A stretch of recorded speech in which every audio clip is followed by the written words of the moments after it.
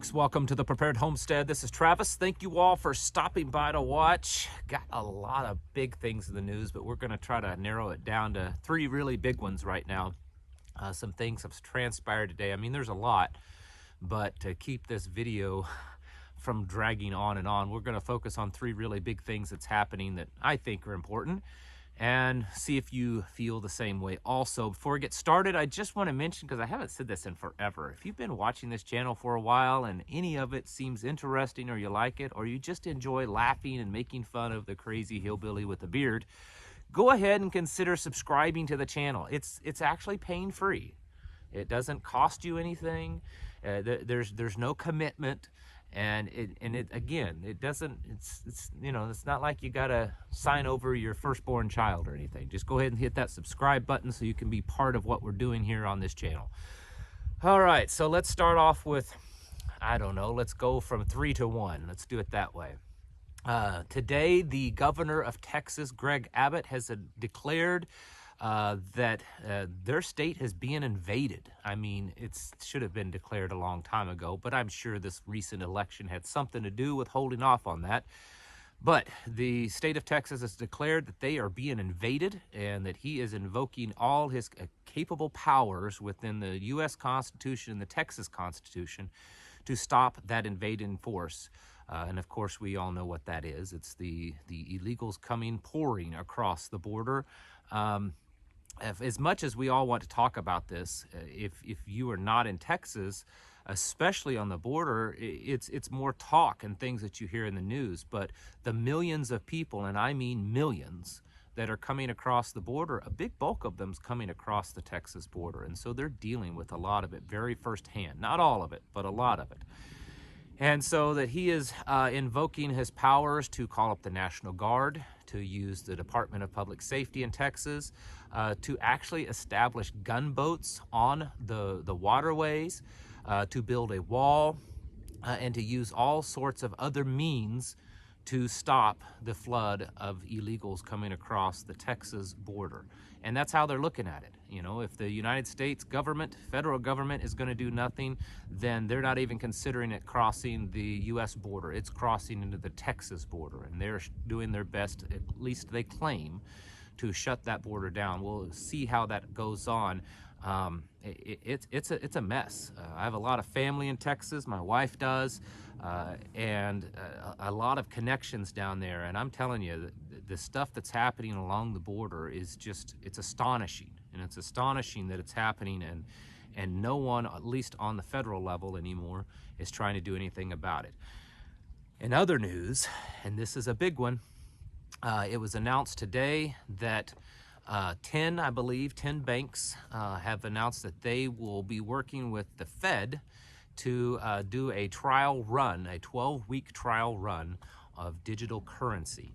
It's not exactly clear, at least in my research, of what all this entails, but for the next 12 weeks, they will be doing a trial run on using digital currency, and will report back to the Federal Reserve on how that went, so that they can fully implement in the near future, I suspect, a form of digital currency. We've been talking about this for a while, this new digital dollar, this CBDC. I know I've said enough key words there that the YouTube censors have probably picked up on it now.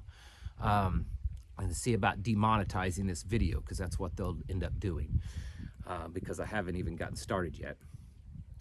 And the goal, of course, is to have this implemented by next May is the dates that we're given by the Federal Reserve. This will most likely be implemented on a corporate level, on a banking level. When it will be available to the general public is unclear, and when it will be pushed and forced upon by the general public to the general public is still unclear also. I suspect, as I have laid out several times on these videos before, if you've been watching at all, that the massive buying and hoarding of gold by central banks and governments, and the ultra elite and the silver also, is playing a big part in this role. And then also what we're seeing is the breakdown of cryptocurrencies. It doesn't mean that they're all going to crash. It just means that they're becoming less stable, or they're showing their instability. And of course, that's going to just play right into the Fed's position that it all needs to be regulated. There needs to be a much more regulated and stable digital currency, which is where they come into play. So here we have these 10 banks, 10 large banks that are now participating in this 12-week dry run to get a digital dollar up and running. It's happening. So for all the naysayers out there, it's moving forward. It doesn't matter whether you think it's great or not, or whether you think it's going to catch on or not. It's happening. And these are people that have the power and the capability to make it happen. Now the big one, this is the big one. Not a lot of information out on it yet. But according to the news, Russia officially has struck sites within Poland with their missiles and have killed 2 Polish citizens. Now, I've had a really busy day, so I haven't been able to do the level of research that I wanted to do on this. There has been talk that these were just stray missiles that were meant for targets in Ukraine, and that they accidentally strayed too far and went into Poland, which is something that I have brought up before, and many others that are saying when we're dealing with this amount of war, with borders this close, NATO borders this close, that it's almost bound to happen at some point, that the wrong plane or the wrong helicopter or the wrong tank or the wrong person gets struck. And then, well, World War III happens, because that's a lot of times how these kinds of things happen. Russia is saying that this was not their doing. The last I saw, Russia says this is not them. There is speculation that these missile systems that NATO is claiming, that Poland is claiming, that struck inside their borders are some of the ones that also the Ukrainians have, that whether they have commandeered them from Russian troops or they just had them. I can't guarantee either way on that. I have no proof of any of that. But I do know that Poland has called up a NATO Security Council meeting, and they will be discussing tomorrow of what to do about this, whether this is considered an Article 5 attack to retaliate, because if they move forward with this, folks, you have to understand this is World War III. If they decide as a governing body, NATO, to retaliate against Russia, whether or not they specifically say it or not, it is World War III. It is on. It is a global war between NATO and Russia. And in case you didn't know this, the big bulk of the power behind NATO, when it comes especially to militarily and financially, is the United States. We've reported on here, and so is the mainstream news, that there are lots of elements of the U.S. military that are getting closer and closer to the border with Ukraine, been staging in areas of Romania and Poland and other places, preparing for a ground war with Russia. Just the other day reported that the United Kingdom, their troops are here in the United States in the Mojave Desert, training with some of our elite forces, specifically for a ground invasion by Russia into European countries. And then just yesterday, it was said in the news that the United States military has established a command, a Ukrainian command. They've appointed a 3-star general, and the details of that, I haven't seen all the details yet, but that they have established a command over Ukraine by the United States military. Not necessarily through NATO, but through the U.S. military. Like I said, and they have appointed a 3-star general over that. They're not going to do those kind of things if they expect this to be nothing, okay? I can't imagine them going to the extent of establishing a new command over Ukraine and staffing it and everything if they expect that this whole war is just going to fizzle out and be nothing. Just yesterday, I believe it was in the news that Ukraine stated that they had no interest in coming to any kind of ceasefire or peace negotiations with Russia. So all the things that's been happening, the buildup that's been going on for months, and especially just in the last few days or couple of weeks, could be on this one moment.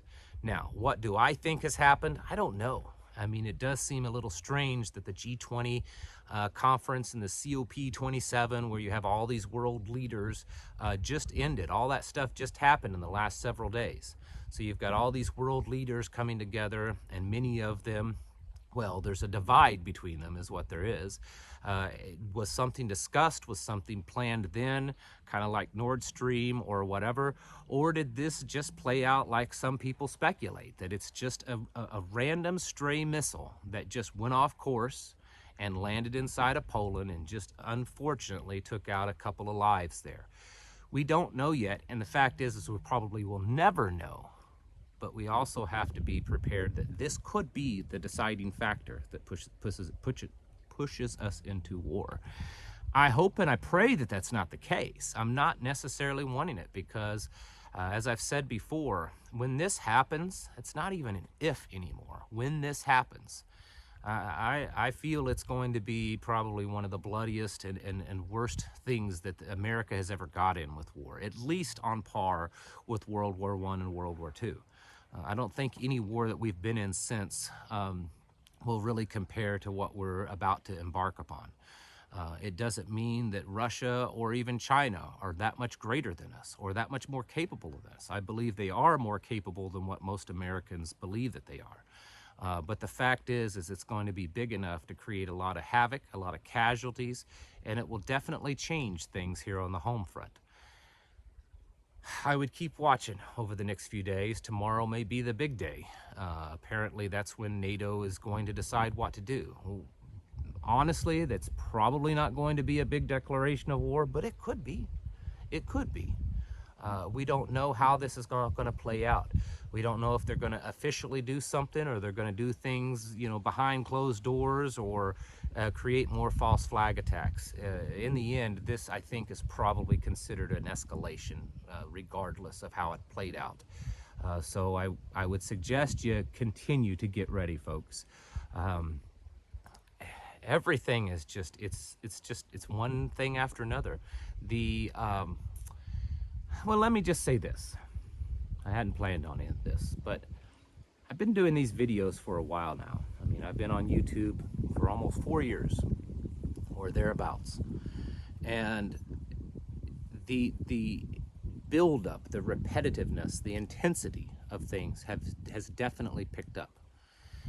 It's a daily basis now. Before I could do maybe a news thing once a week, once every 2 weeks, and have to pull things together over several days to come up with one video worthy of preparedness level news. Now it's every day. I mean, like I said, I could have talked for a very long time of all the different things that's happened just today in the news, which tells me that things are getting more serious. Things are building up faster and faster. We need to get ready, folks. Start working on your own preparedness. I hope that you already have been. Your physical, mental, and spiritual preparedness. Start building your communities, building relationships, because in the end, that's what a community is. It's just simply a relationship with other like-minded people. It's building those bonds, making commitments to kind of be there for each other, help each other out, work with each other. That's in the end what we have to do, because that's what's going to help us through all this. Folks, it's time to get your houses in order. Prepare yourselves mentally, physically, and spiritually. Thank you for watching, and I'll catch you in the next video.